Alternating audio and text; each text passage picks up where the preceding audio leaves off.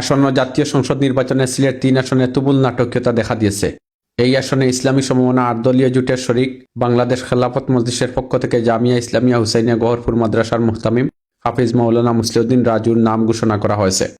আজ শনিবার বিকালে বাংলাদেশ খেলাফত মজলিসের আমির আল্লামা মামুনুল হক বালাগঞ্জের সুধী সমাবেশে প্রধান অতিথির বক্তৃতাকালে সিলেট 3 আসনে হাফিজ মাওলানা মুসলিউদ্দিন রাজুকে নতুন প্রার্থী হিসেবে নাম ঘোষণা করেন।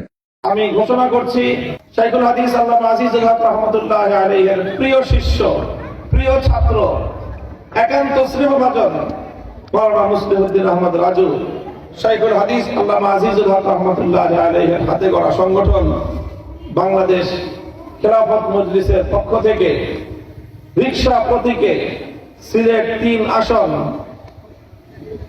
বালাগঞ্জ, দক্ষিণ সুরমা এবং ফেঞ্চুগঞ্জের এই সংসদীয় আসন থেকে আসন্ন জাতীয় সংসদ নির্বাচনে ইনশাআল্লাহ তিনি প্রতিদ্বন্দ্বিতা করবেন। জামিয়া ইসলামিয়া হুসাইনিয়া গহরপুর মাদ্রাসার উদ্যোগে মাদ্রাসার মাঠে অনুষ্ঠিত সমাবেশে নাম ঘোষণার পর আল্লামা মামুনুল হক মুসলিউদ্দিন রাজুকে প্রার্থী হিসেবে পরিচয় করিয়ে দেন। এ সময় উপস্থিত শত শত জনতা তুমুল স্লোগানে মুসলিউদ্দিন রাজুকে সংসদ সদস্য পদপ্রার্থী হিসেবে স্বাগত জানান। এর আগে সিলেট 3 আসনে বাংলাদেশ খেলাফত মজলিসের পক্ষ থেকে মাওলানা আব্দুল কাইম হাজিপুরকে সংসদ সদস্য প্রার্থী হিসেবে নাম প্রকাশ করা হয়েছিল। অনুষ্ঠিত এ সমাবেশে বাংলাদেশ খেলাফত মজলিসের কেন্দ্রীয় ও স্থানীয় নেতৃবৃন্দ বক্তৃতা করেন এবং উপস্থিত ছিলেন। আমি আপনাদের কাছে জানতে চাই, আপনারা যেভাবে হযরত গওহরপুরী হুজুর রাহমাতুল্লাহি আলাইহির মিশনকে বাস্তবায়নের জন্য দিনের পথে যেভাবে তার ডানে বামে সামনে পিছনে থেকে আপনারা তার হাতকে শক্তিশালী করেছিলেন, আজকে গওহরপুরী হুজুর রাহমাতুল্লাহি আলাইহির সাহেবজাদাকেও ঠিক একইভাবে আপনারা সেভাবে সহযোগিতা করবেন কিনা ইনশাআল্লাহ।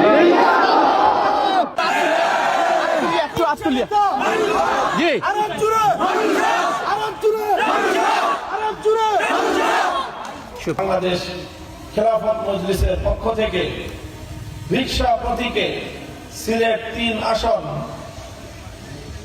বালাগঞ্জ, দক্ষিণ সুরমা এবং ফেঞ্চুগঞ্জের এই সংসদীয় আসন থেকে আসন্ন জাতীয় সংসদ নির্বাচনে ইনশাআল্লাহ তিনি প্রতিদ্বন্দ্বিতা করবেন।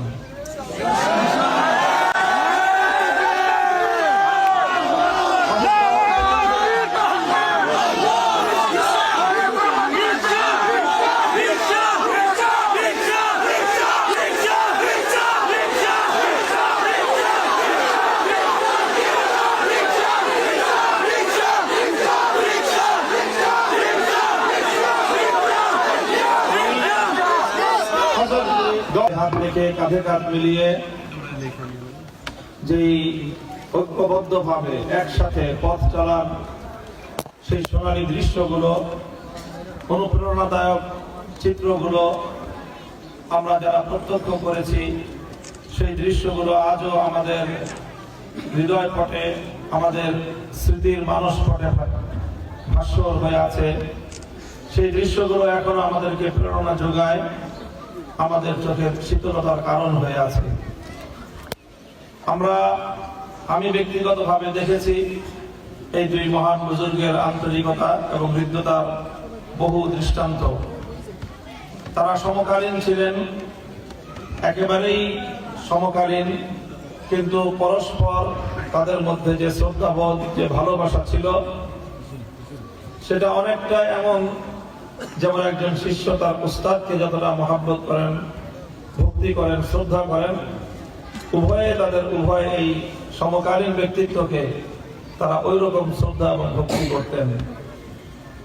হযরত গওহরপুরী রহমতুল্লাহি আলাইহি বাংলাদেশের আধ্যাত্মিকতার জগতে কোন উচ্চাসনে সমাসীন ছিলেন সেটা আমাদের পক্ষে আসলে ধারণা করাও সম্ভব না।